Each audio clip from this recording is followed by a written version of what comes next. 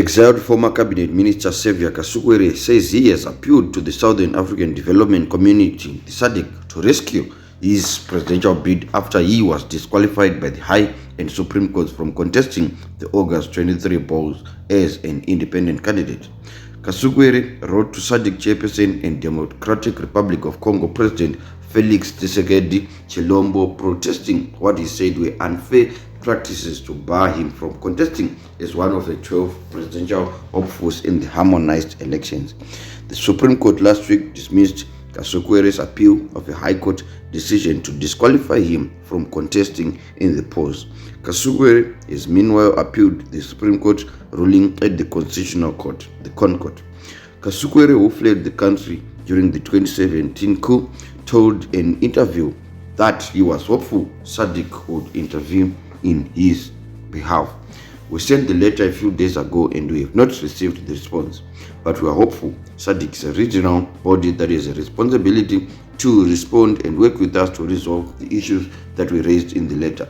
In the letter, Kasukuwere said disqualifying him from contesting the presidential election would disenfranchise some Zimbabwean voters. Opposition parties increasingly find themselves forced to rely on legal recourse to combat the systematic hindrance of their rallies and even their participation in the electoral process.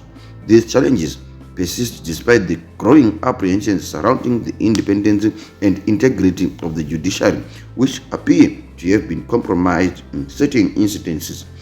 The recent ruling on my candidature has once again brought this issue to the forefront, further disenfranchising the Zimbabwean diaspora community. The manipulation of the judiciary to restrict the more democratic space is a desperate tactic that should be condemned by all those who value democracy and fairness. Kasukuwere also condemned the enactment of the Criminal Law Amendment Bill, commonly referred to as the Patriotic Act.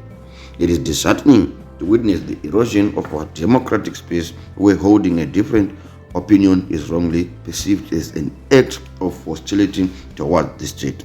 We firmly believe that political leadership should not be dictated by the barrel of a gun, and the increasing militarization of Zimbabwean politics is deeply unsettling. In his ConCourt appeal, Kasukuwere said the Supreme Court ruling had infringed on his right to the protection of the law. The ZANU-PF activist Lavdeo Mangwana approached the High Court, accusing the Zimbabwe Electoral Commission of violating the Electoral Act by accepting Kasukuwere's nomination paper, yet he has been out of the country for over 18 months. The High Court ruled in his favor and Kasukuwere approached the Supreme Court for recourse. The Supreme Court upheld the High Court ruling. This decision of the Supreme Court does violate the common law of Zimbabwe and is in fact an abrogation of the judicial function, which requires that the judge renders his judgment in accordance with the express dictates of the law, Kasukuwere submitted in his ConCourt appeal.